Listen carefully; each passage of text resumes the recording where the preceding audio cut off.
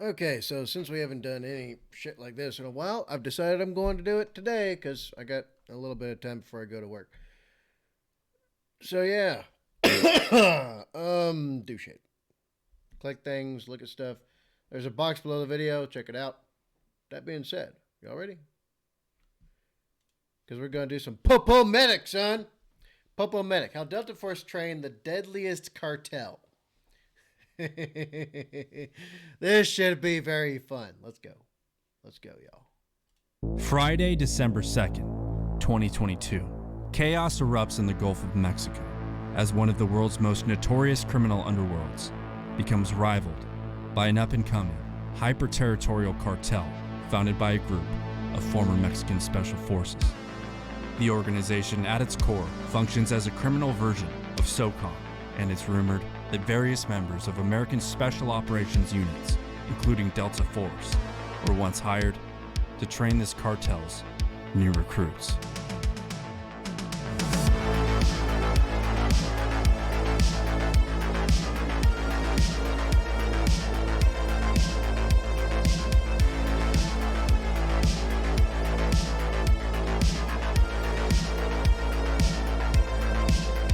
In 1987, the Sinaloa cartel was founded by Ismael Zambada Garcia and his associates Hector Salazar, Ignacio Coronel Villarreal, and Joaquin Guzman Larrea, better known as El Chapo. Its inception predicates a former section of the Guadalajara cartel based in Culiacan, Sinaloa, who were driven into extinction by the US and Mexican government during various crackdown operations in the late 80s, most notably following the murder of DEA Special Agent Kiki Camarena. Who was taken at gunpoint and El Chapo and his associates quickly took over the drug trade in Sinaloa. And with the death of Pablo Escobar and the decline of the Medellin cartel, a power vacuum emerged, as well as a massive demand for narcotics in the United States. The Sinaloa cartel picked up the reins dropped by Escobar and put Mexico on the map as the new transnational criminal kingpins of drug exports. So a lot of people really heavily criticize me because of what I say about Mexico and the Mexican government and Mexican people in general. A lot of people do not like my view on it as someone who has participated in it, right? In things.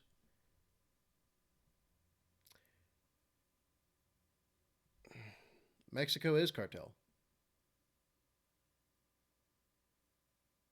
That's a sad fact of the matter. The government's cartel, the federales, police, the military, they're all cartel. And people hate it when I say that, but that's the truth. That's a fact. Sure, is there some good people? Sure. But here's the thing, right? Is that people are like, well, they did things to basically, they did a lot of stuff to secure peace. Oh, yeah? So many years after all that went down, is it still peaceful? Or has it at all been peaceful? No, it has not. In fact, it's been the opposite. Not even that long ago, there were bombings in Juarez, which is right across the bridge from me. Bombings in shops, in hotels. Because there's a cartel fight going on. And people are like, well, the government gave stuff to the cartels so that there be peace.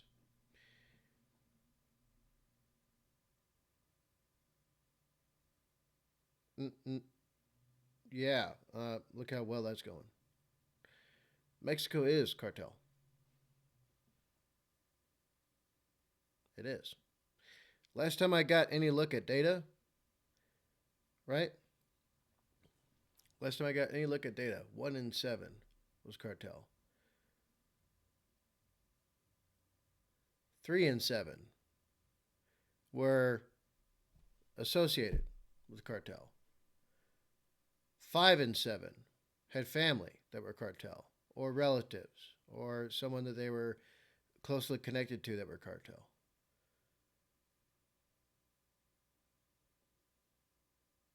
And that's the last time I looked at any of it. So yeah, Mexico is cartel. It is. And people are like, well, what do you want them to do? Well, I don't know. If you actually cared about having true, lasting, actual peace, or at least, not to have crime and drugs be the center point of what everybody thinks about your entire country, right? What do you think? Then again, maybe I'm just a hardliner because I don't like the cartels. Not any of them. Not a single one. They're no better than the Taliban, Al Qaeda, Haqqani Network, ISIS K, ISIS. They're no better than any of them. And they're right at our southern border. Yeah. Any schmoozle, that's what I got to say about it. Let's continue with the video without me ranting too much, shall we?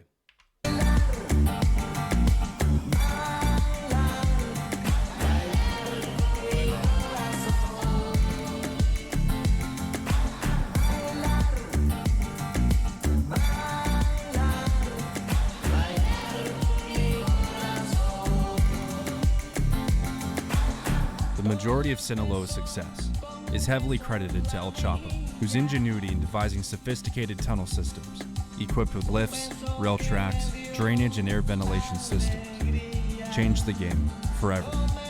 And with a monopoly over the drug trade in Mexico and its access points to the United States, El Chapo and the Sinaloa cartel were making billions upon billions. And their influence would soon be felt within the United States. Not only as millions became hooked on dope, but by the early 2000s, traditional American street gangs would largely be killed off, and Hispanic street gangs were often co-opted into distributing narcotics on behalf of the Sinaloa cartel. And from 2004 to 2014, a rapid decrease in American violence was largely in part due to Sinaloa eliminating the competition. And rightfully so, the Sinaloa Federation became the #1 drug organization in the world under the Obama administration. It would even merge its rival and competitor cartels into its umbrella, such as the infamous Milenio Cartel, ran by Oscar Nava Valencia. And despite their rapid rise to power, the Sinaloa cartel considered themselves the good guys, as they largely focused on the business aspect over flashy mayhem and had little desire to use unnecessary violence on any citizen unrelated to their operation.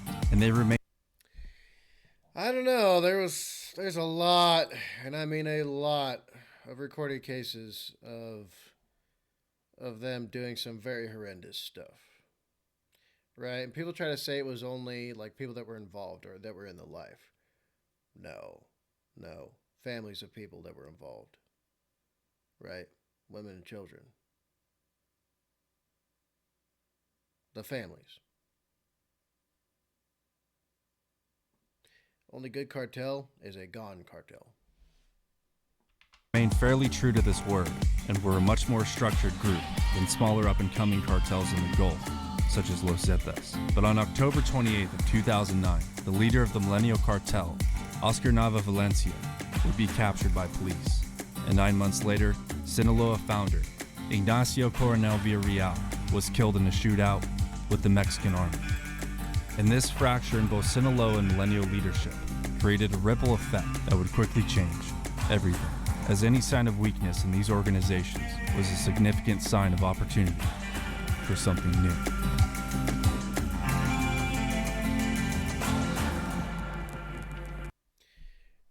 And thus why there's a lot of like king making that you see going on throughout the world when it comes to big nations, right?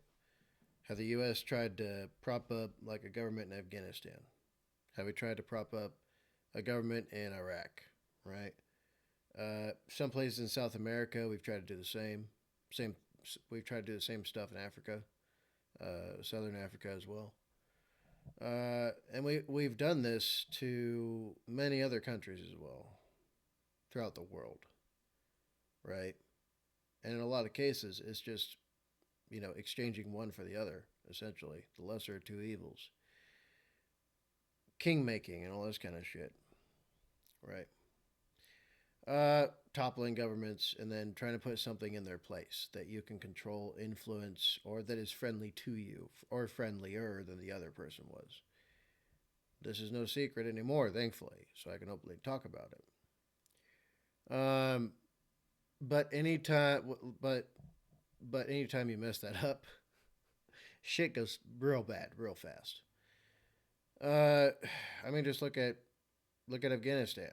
As soon as we left, this little government that we tried to put together just fell apart. Went to pieces.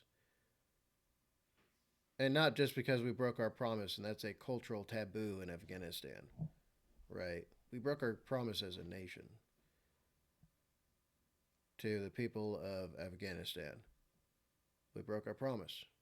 We withdrew entirely. We didn't give any support. And the Taliban took over. Now everything is just... Right? So when things go wrong, they go wrong real fast. Or look at Iraq. What happened with ISIS, when we started doing stuff in Syria and Libya. And then all that shit went down.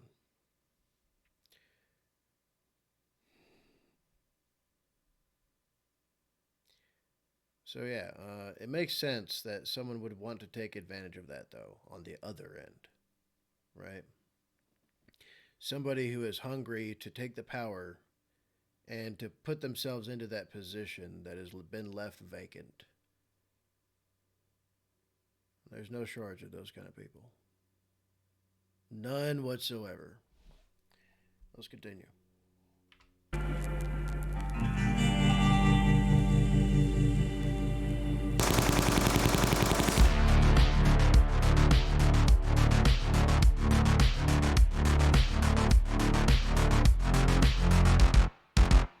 After the capture of Oscar Nava Valencia and death of Ignacio Coronel Villarreal, yet another power vacuum emerged as the Sinaloa cartel lost its grip on the Milenio cartel, and various factions were born.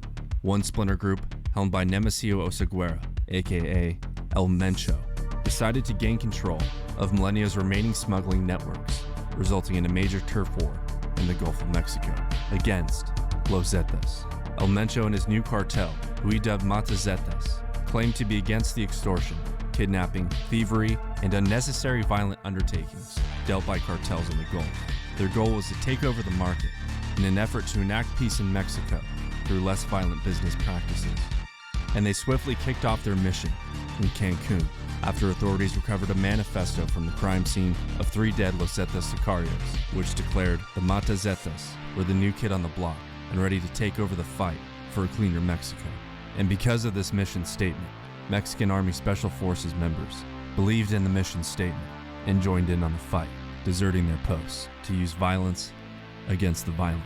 And many of the operators were formerly trained in Fort Bragg by the United States Army to help them combat anti-capitalist and neo-colonialist militias who broke out in the region after NAFTA took effect.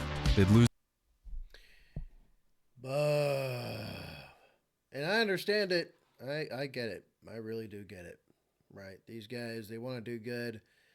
They want to, they probably have like some ideal of what they want to see and make happen.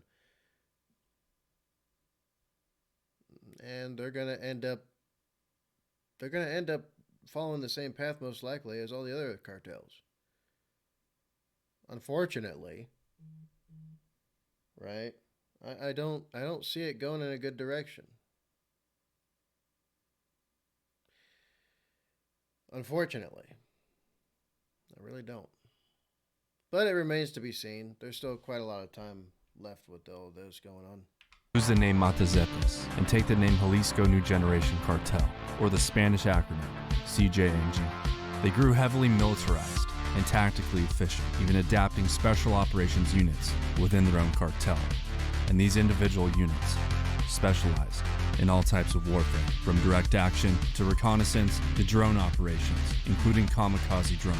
Their special ops units and Hitman training program even mimic the selection process and pipelines of the world's most elite units. And according to one CJNG Sicario and one inside source, the CJNG contracted various U.S. Special Operations members to train their newest recruits. And these operators spanned across 3 branches, which allegedly included the Marine Corps, the Navy, and the Army's Tier 1 unit, Delta Force, who allegedly consulted CJNG.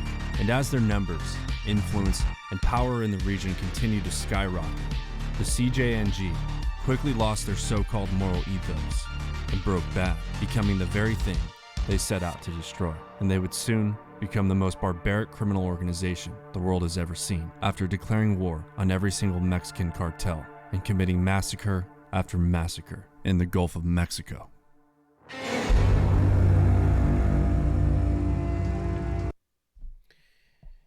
Which, last time I heard anything about this, which is a while ago now, last time I heard anything about this, there was even talk about some kind of internal conflict within them, right? Some kind of internal strife going on between guys who are still hardline, like wanting to do good, and pretty much everybody else who's cartel.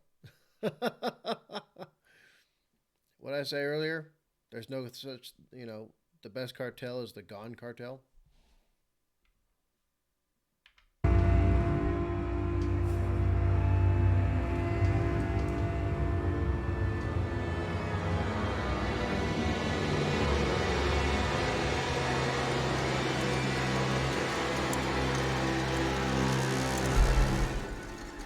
By 2011, the CJNG would leave the remains of 35 Los Zetas beneath an underpass in Boca del Rio, Veracruz, causing Boca del Rio State Justice Attorney General Reynaldo Perez to resign. And only 8 days after his resignation, CJNG's enemy casualties would reach triple digits, and even the Sinaloa cartel became concerned over this level of violence and brutality, as disturbing reports of mutilation and domination over the Mexican government's very own army began to surface. And the fact alone that a cartel was defeating the army put Sinaloa on notice. And after the final arrest of El Chapo in 2016 and the second arrest of his son Ovidio, weakness sparked opportunity, and the CJNG struck like lightning to take over Sinaloa's highly coveted access points to the United States. And in a response to the mayhem, Sinaloa would shut down half the country and seize an airport to protest the arrest of their leader, as the 2 cartels would meet in the streets of Zacatecas.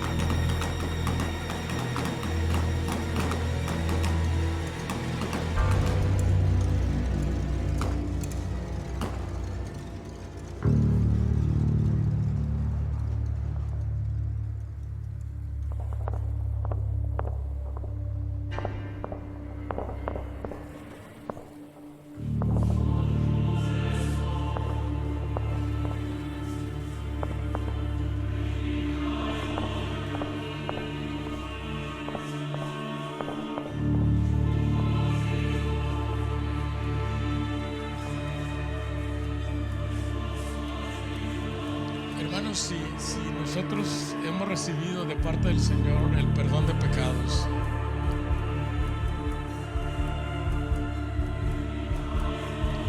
debemos de ser libres.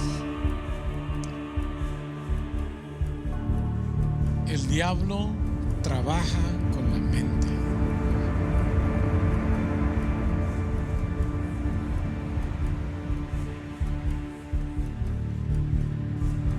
Por nosotros en su carne.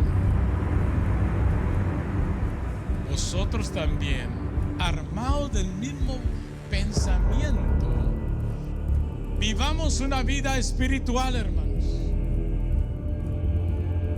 Crímenes, hermanos, alrededor nuestro.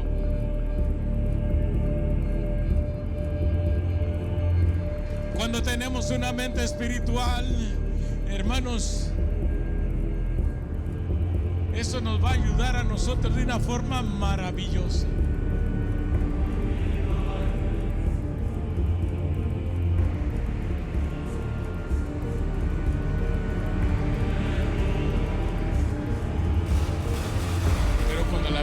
es carnal. Siempre va a dudar del poder de Dios.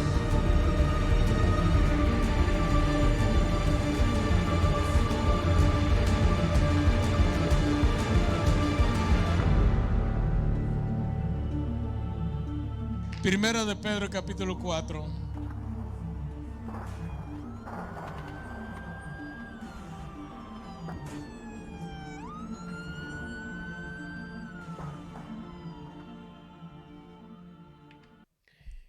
Popo Medic is going over the top with this one, son. Damn good job, bub. Damn good job. It's almost like a cinematic movie at this point.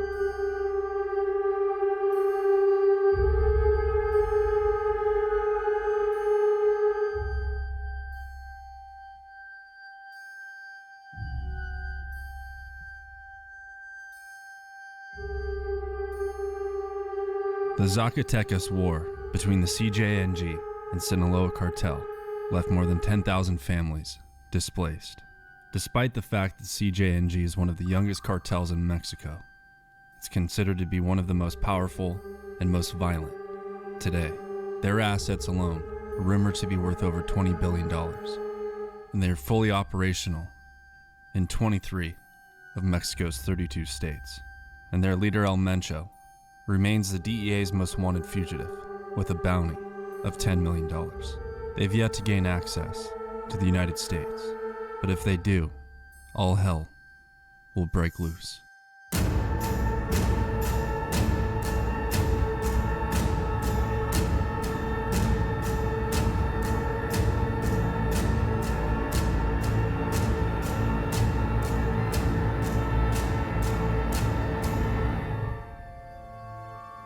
All of the other cartels control the access points in the United States, but Jalisco New Generation now is challenging every single one of them, trying to break through. And if they do, and they bring their business acumen, if you will, north of the border, they're going to start killing white chicks named Sheila in Phoenix, and then we're going to have a very different conversation in this country about the drug war and about trade with Mexico. Hey guys. Oh, yeah. Oh, yeah. Which is why... And people think that I'm messing around when I talk about the cartels at all. I'm not spicing them up. I'm not blowing smoke up their butt. And I'm not freaking making shit up for y'all.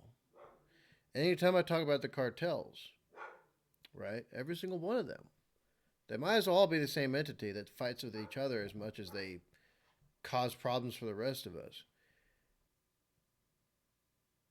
I literally put them in the same place as Al-Qaeda, Haqqani Network, ISIS-K, ISIL, ISIS, right? All of them. They're up there, but they're much, much more organized and much more sophisticated. In fact, last time I saw any type of figures about in the United States when it came to cartel activity, they were present in every single city. Present. Which means, technically, they're already here. And y'all think, and some people think my paranoia is unwarranted. Right? And now, right, and I've been telling people this for a long time on this channel. There were cartels that, yes, were trained by U.S. Army, U.S. Navy. They were trained by the SOF community, Special Operations. And now there's more of them. So yeah, definitely militarized police. And there's no way the central government can handle that if it gets any worse than it already is. So decentralize. Decentralize and have the states start really tightening their grip on shit.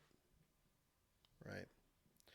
But anyway, that's just a little part and parcel kind of stuff. You know, let's continue. Guys, if you enjoyed this video, be sure to hit that subscribe button and be sure to check me out over on Instagram as well. Thanks for watching. Popo Medic. Yeah, boy. watching, and I'll see you guys in the next video. Goodbye.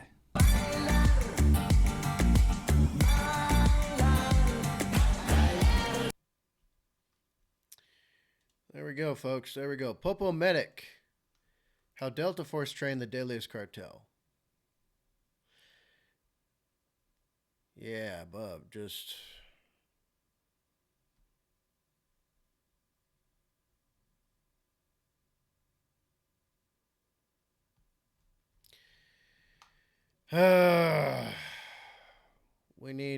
we seriously need to militarize to a greater degree. Look, and unfortunately, well, okay, you know, I'll say that for something else. But there we go. Popo Medic, how Delta Force trained the Deadliest Cartel. Straight up facts. Straight up facts. And that makes them all the scarier. Because it means these guys are trained in the techniques and procedures of the top operators of the planet. Guys who go bump in the night, even for guys who go bump in the night, right? They are the boogeymen to the rest of the world's boogeymen. That's what the top guys in SOCOM, right? That's what the top guys are. They are like, you know, if John Wick was real, right? And we've seen what one single guy who's on that same tier could do. We all know about him, Christian Craighead, right? And then there's a bunch of other guys who are Delta Force that we know a bit about. We, of course, don't know everything, and we never will. But these guys, think about it, right? People think like Rangers, SEAL teams, everybody's the same. No, there's different levels to this shit. There's different levels. All right? And the guys that trained CJNG, right? Them guys, like I said, they're the boogeyman to even guys that are also in the SOCOM community. If anything I could remotely even classify them towards or label them as, is they're like the literal, actual, physical manifestation of the demon to the boogeyman. They're the boogeyman's demon. That's the closest I could think of it to it. So yeah, there you go, folks. Now you know how serious it is, right? People think dudes like Mike Glover and Tim Kennedy, like they are really incredible guys. They're awesome. They're incredible guys. Real good dudes. And there's guys who make them seem as if they're just your average civilian being compared to a Navy SEAL, like a regular SEAL.